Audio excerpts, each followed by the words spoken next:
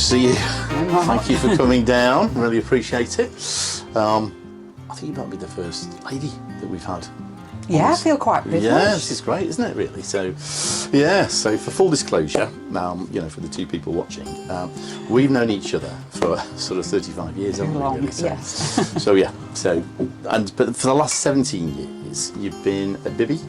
And how's that journey gone so far? How's it been for you? Yeah, well, the 17 years really have probably been the best in my career. Bibby, yeah, definitely. Bibby have really given me the opportunity to grow. Yep. And enough autonomy really to make a difference.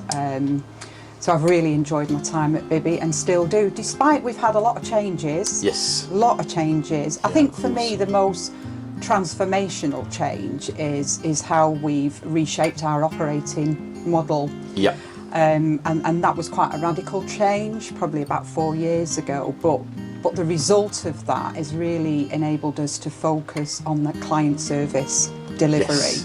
Yes. And that's resulted in what I think is an enviable NPS score, really high, plus 43. Okay, I think so that's a great result, isn't it? It is really good. And also the client attrition is the lowest it's ever been.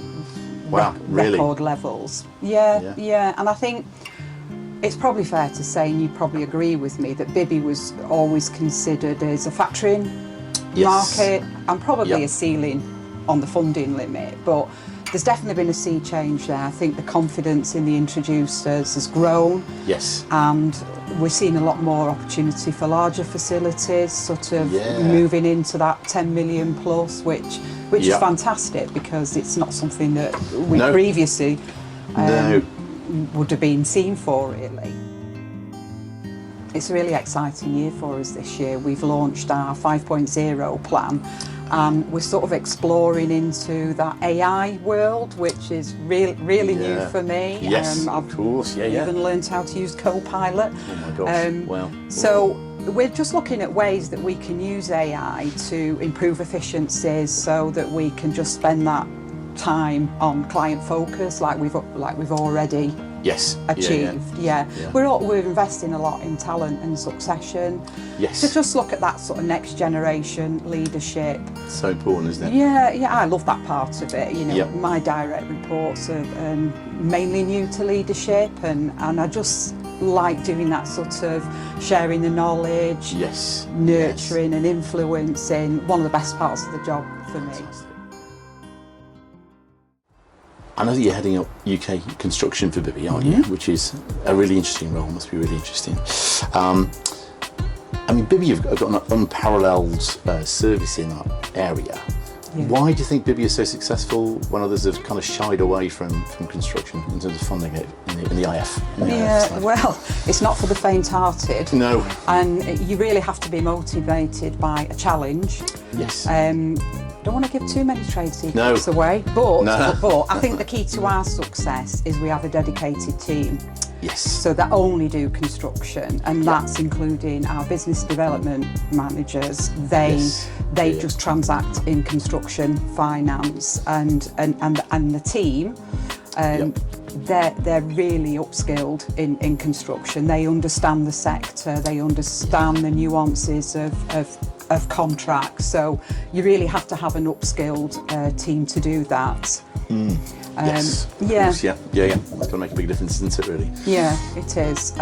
Look, in IF we all learn from things going wrong, don't we? You know, and that's no different to construction. And you know, we have some really scary moments, but you learn from that, and that's where you build the knowledge actually on things not going to plan. Right. You learn from it, but you get back in to it, and you know, you're not afraid for it. You just learn from it and move on. We have a lot of support from advisors, so QSs, solicitors specialising in construction arbitration. So you know, that's another area you sort of build that knowledge. So in terms of the construction sector, what are the main challenges that you're finding that your clients are facing at the moment? Well, it's still the highest sector for insolvency. It's sort of dropped a bit year on year, and over the last 2 years, we've seen some main contractors failing. That seems to have easing off a bit. I think for our clients, the cost of labour and the cost of materials is still impacting. Yes, of course. But the biggest issue is the delay in projects. Right. So especially around the house building sector and infrastructure, you know, the money isn't quite coming through, and if the projects are delayed, the client's still got all those overheads to carry. So that's the biggest challenge. There's a lot of opportunities, and I'm seeing a bit of a shift in the kind of sectors really. So businesses that are equipped to deal with data centres, for example, you know, I've touched on the AI before and sort of the whole online. So anything to do with that data world, we are seeing a lot of growth. Interesting. Same for EV infrastructures, you know, electrical vehicles, and, you know, clients that are mechanical and electrical, and that they've been able to diversify into EV. They have seen a lot of opportunities. So it's a sort of shift in that new world of technology that's actually bringing growth. It's driving it, Yeah. So we've introduced this new feature. Well, it's not new because I've done it once before with Paul Brady last time I moved it. But it's Who Knew? And the thing is, what I'm trying to do is find out something about our guests that people might not be aware of. Right. Have you got something up your sleeve? Do you know, I've done this a few times. You know, when you do icebreakers at team meetings, and I always sit there thinking, I wish I'd done something a bit more sporty or you know, a bit more adventurous. But my go-to is, so actually probably people might know this, is in my youth, I used to be a goth. Really? So full loads of black, spiky hair, shaved at the sides, piercings, heavy makeup, a lot. So that's my go-to. I think people don't expect. Now, I did think about bringing you a picture. I would like to keep a job at the end of this. You know, I don't want to scare everybody off, so I refrain from bringing you a picture. I'll share that with you another time. I might have to do a mock record. Right.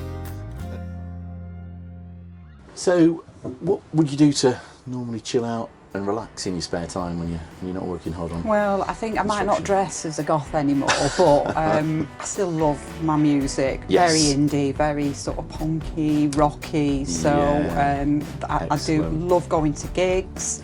It's been a bit dry this year, though. I've only been to a couple of gigs. So if any of your viewers have got any tips for me, I like a small gig venue. Don't like the sort of the bigger ones. Because you've been to, what's the one up in Leeds called? The small one, Brudenell Club. Yes. Strongly recommend that. Great little venue. Been there. Yeah, it's brilliant. Fantastic. Well, I'll take you to. I'll definitely take you there. And on the music theme, really, I've started to collect vinyls. Oh, fantastic! Sort of building on any old record, CDs, tapes, and thinking, right, I'll get the vinyl version of that. Really, really enjoying that. But good record player, and that's my latest hobby. Latest hobby, brilliant. Oh, that's fantastic. Well, it's been great to see you. Thanks a lot for coming down. No problem. Really appreciate it. Really enjoyed it. I know you've been here before. Not on a coat, by the way. I'm not with a camera. No, absolutely, because that'll be weird. So, but absolutely. No, thank you for coming down. Really do appreciate it. And great to see you. Cheers, Debs. Cheers. See you soon.